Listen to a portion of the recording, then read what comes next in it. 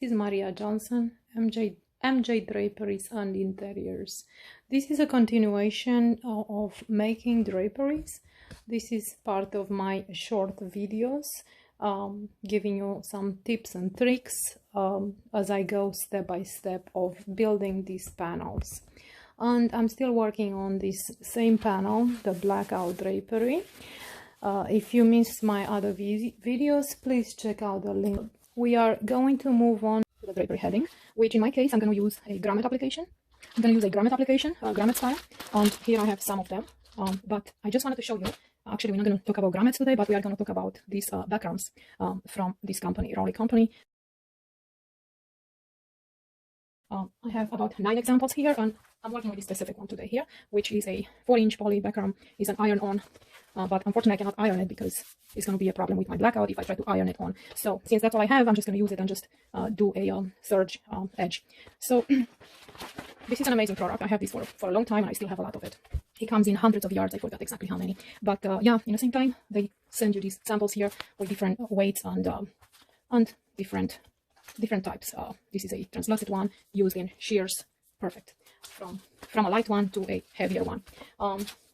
Anyways, just check them out if you want to learn more about. Like I said, today we're going to use this specific one. And this is what I'm going to do. Like I said in my previous video, in this case for my blackout here, because we are working on the same project that I was last time, I'm using a 4-inch. I'm not doing a double because it's just not necessary. And I'm just going to straight with a 4-inch. And underneath there is going to be the background, so it's going to be a pretty good thickness. The blackout being heavy, this background being pretty stiff, is going to create a really nice heading for the grommets to hold on. Then this is what I'm going to do. I'm just going to start with cutting this background. And how I like to cut it is, so basically how I like to cut it is measure the width of the panel and then -1.5 in my case here. And the reason I'm doing that, because I'm starting with the heading and then I'm moving down to the sides. Okay, we're going to do the sides in my next video. The reason I'm doing the -1.5 because I'm going to flip this side hem one time to 1.5, and I want my background to be right there, and then I'm going to flip it one more time, so it's going to be somehow stiff but not extremely. That's why I'm using only one time. You could also do it all the way to the end to end and then flip it 2 times. That it really depends on what type of fabric to use. Again, in my case today, since we're working with a blackout or a heavier panel, we can do the -1.5. Sure, just trace roughly right here, and okay, somewhere there and there, 1.5. I'm going to place the fusible part on top, so when I flip it, it's going to be in the front of the panel. Okay, so it's going to end up being here. And the reason I'm doing that, because even though I'm going to slightly steam it, it's still going to make some contact with the fusible thing. So I want to make a smooth surface here for the grommet to sit on. When I'm going to place the grommet, the fusible is going to be flat in the front, the flattest. All right, so let's go back to my pinning job here. And I'm just going to pin all the way to the end of the panel, and then I'll see you when we go to the serger in my case, or you can use your sewing machine with a zigzag stitch.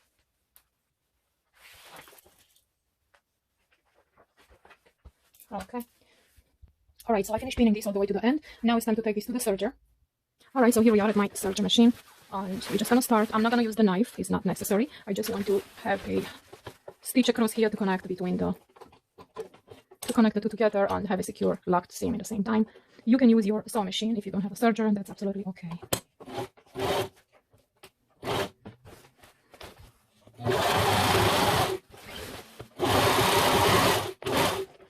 So let me do this to the end, and I'll see you after.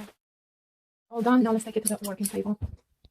So at this point, again, we cannot use pins, and I'm going to take my steam. Now I'm going to use my steam iron slightly. So now I'm going to use my steam iron for very low temperature. Let it get warm. Give it some water, and let's wait to get warm. As you can see here, it's very low. And let's play with that temperature for a second, and we can move up in case we can. So I'm just going to try to set it down here so the fusible background connects just slightly. And at this point, again, cannot really use pins except just here in the ends where it's going to be the hem right there. That's it. Just to keep it down. And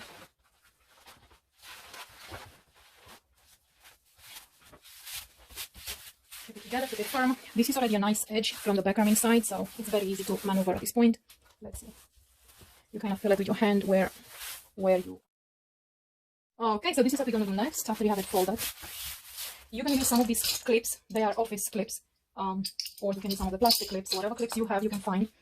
You can use those because we're not going to use pins, okay?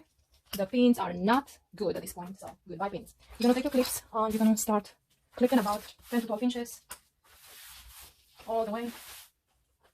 And after you do that all the way, then you're going to turn this heading underneath. Turn it underneath and leave exposed about 1/4 inch from the heading part. Alright, so let me do that one more time.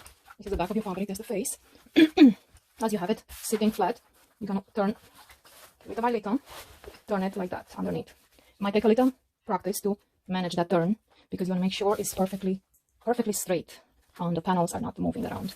And you can use one pin just here on the edge because that's gonna, remember, that's gonna go inside the pocket, the hem when you turn it. So you're gonna keep turning. However you can manage is fine, just make sure nothing moves underneath. So as long as you get about 10 inches clipping. And then in this case, you can start taking out the pins underneath after you have it secured in here. In case you need the pins, you can start taking them out because this is what you need really to secure this part. So now you don't worry about the underneath anymore, as long as you hold it together.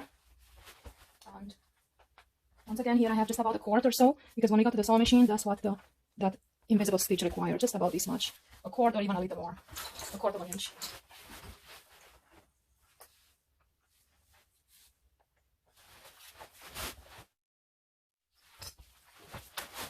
So it might be a slower step, but trust me, it's worth it. So take it. Alright, so I have it all the way pinned. Now we're going to go to the sewing machine. I'll meet you there. Here we are at the sewing machine, and this is what I'm going to use. I'm going to use this stitch here. This is my blind stitch, and I'm going to move it a little wider, and I'm going to have the longest length. So I don't need to be too tight. I'm going to have the stitches a little longer. Sorry, I'm going to have the stitches a little longer and slightly wider. Okay, let's see if this looks good. I'll leave it like that. If no, I can adjust a little more. And here I have my presser foot number 10 on my Berliner, but you can use any presser foot. And here I realize it's slightly a little lower than the back, so I'm just gonna... Okay, so this presser foot has this this ledge here that's kind of directed to the edge, but if you don't have that, it's fine. Any presser foot works.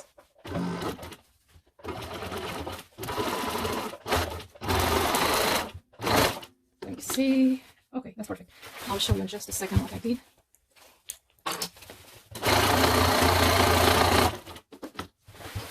So, as you can see here, let's see if you see. Let me make it just a little bit closer. There you go. So, I don't know if you can see this, the distance of the stitches in here is pretty generous. So I don't have punctuations too close, right? So let's continue and I'll show you later.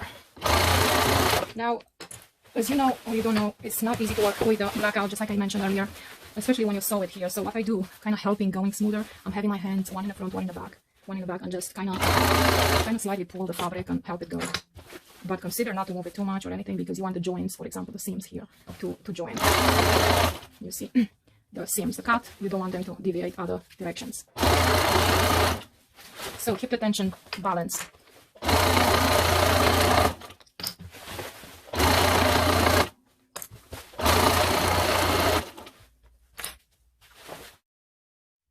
Alright, so we are back at the working table, and let's see what we got. As you can see, this stitch still have the tendency to keep the fabric flipped back.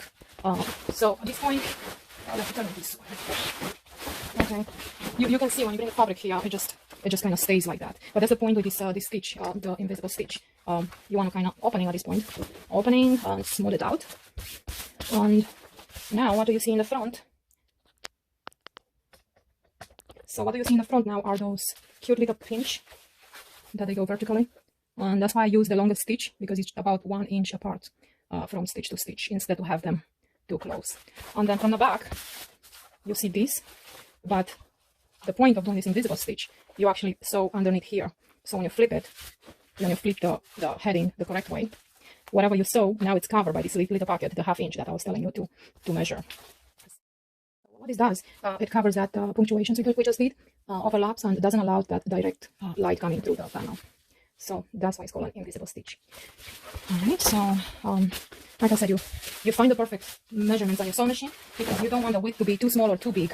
It's also the pain of your presser foot that you're working with. You have to adjust the length on the point.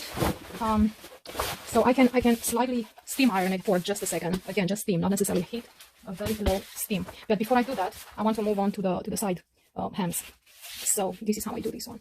Again, at this point, you can use one pin right in the corner, because it's going to be flipped one more time, and that pin is going to disappear inside the fabric. So just one time. That's it. This is how we're going to do the you can also do it here. Remember, this is going to be inside. And here I have another trick. This is where you see most of the drapes in a hotel. This is how they are done. Now you can use your pins again for just a minute. But before I do that, I want to measure 1.5, and I'm going to place a few pins, and I'll tell you in a minute why. Here it's already at 1.5. And once again, this is the look that you see in the hotel at the hotel drapes. If you look closer, that's how they are done, with those side pockets. Next time you go to a hotel, just check them out if you haven't yet. So after I measure and do this all the way on the bottom, after I do this all the way to the bottom, I'm actually going to use my pins. Use the same one. Here, just punctuated here on the side, just like so. And we're actually going to sew this edge once. Okay, so we're going to take this to the sewing machine and do a straight stitch right here on the edge, just a normal straight stitch that you will sew to anything.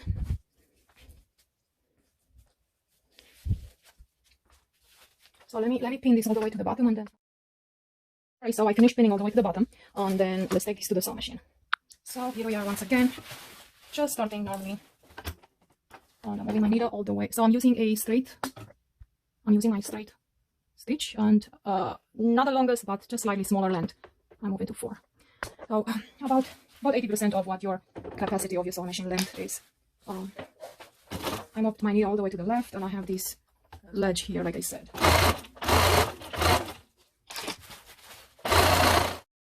What it looks like, and then I'll see you again at I'll see you again at the working table to show you the next step. All right, we're now back at the working table, and this is what we got so far. Now the next step is again going back to the clips, because believe it or not, that was it with the pins helping us. So now we're gonna flip it again, and this time it's easy to flip, and you already know it is 1.5, and this is 1.5 already. All you have to do, just turn it around and feel it with your fingers. And we already know is 1.5, pretty accurate. And we're just gonna keep pinning again, pin on this side all the way. I hope you have enough clips to pin all the way to the bottom of the panel. Or if you don't have enough clips, you can pin about 30 inches or so. And then once again, follow this step here. You take in the edge and you turn it underneath, just like we did with the heading. And again, you take your clips and clip it right there. Leave it about 1/2 inch showing. Okay. And then you can take the clips from underneath and reuse them in the front. Let's do it again one more time.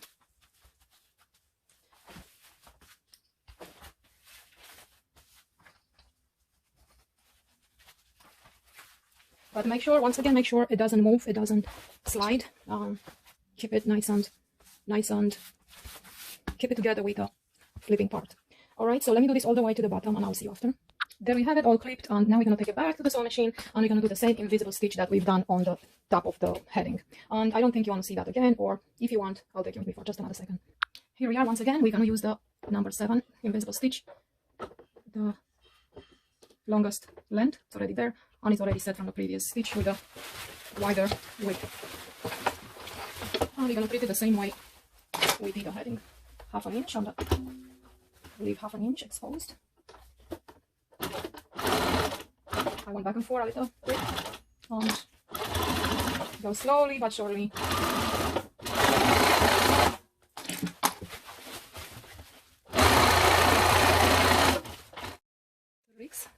I don't mind hearing them.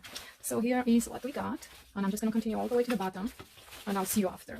As you can see, when you turn it here, you have to open it and then again slightly steam it. But we get to that part when I see you actually at the working table once again. I'm now back at the working table, and I'm about to steam it for just a second to smooth the edges. As you can see, this is what it looks like after you turn it.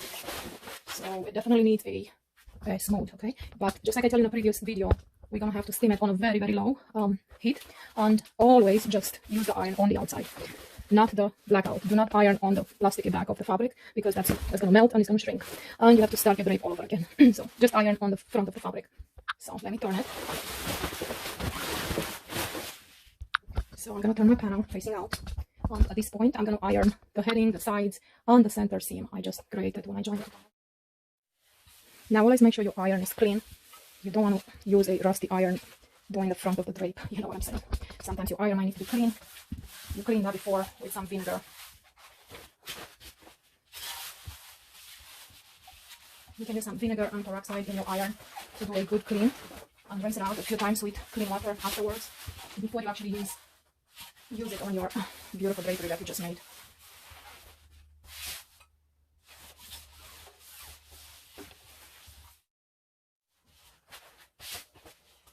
And now I just want to show you, I'm also going to do this seam in here when I have joined the panels the other day. And if you want to see how I've joined the panels, that's also another, that's also a strategy that only requires for the blackout drapes. There I used an overlap. There I used an overlap stitch, and let me show it to you in just a second.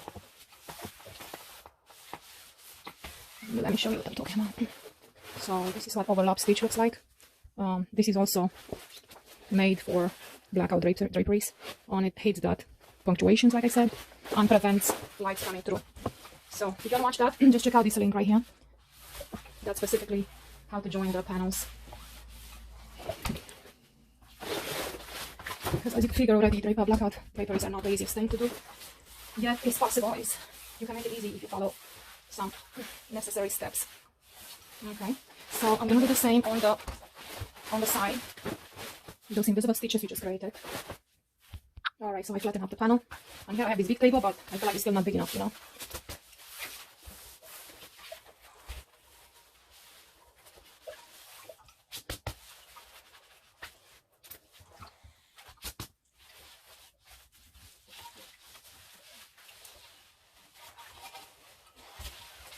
So as you can see, I'm taking it easy, slowly, little by little.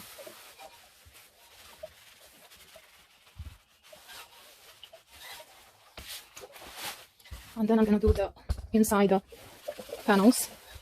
And then I'm going to move on to my grommet applications. This is going to be a drapery, grommet drapery for the bedrooms. And again, if you want to see the final drape, or also if you want to see the grommet application, again, check out this other link right here. I'm going to attach it once I have the video ready. So, if you haven't watched my other videos, I decided to do these small videos, step by step, how to make draperies. Videos straight to the topic, like this one. Just in case you want to just in case you're looking for a specific, and you don't want to watch the whole video. That's why I'm doing small topics, small videos. Okay, so we finished with the sides as well. Now we are moving to the center. Again,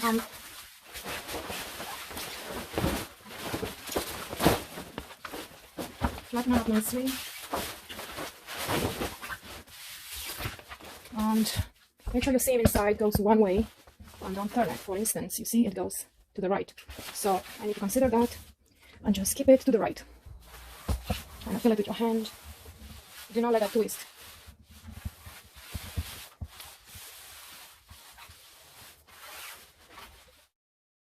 Again, feel it with your fingers. Make sure your seam is still on the right, facing to the right. Or left, it doesn't matter, but whatever you start with, you keep it that way.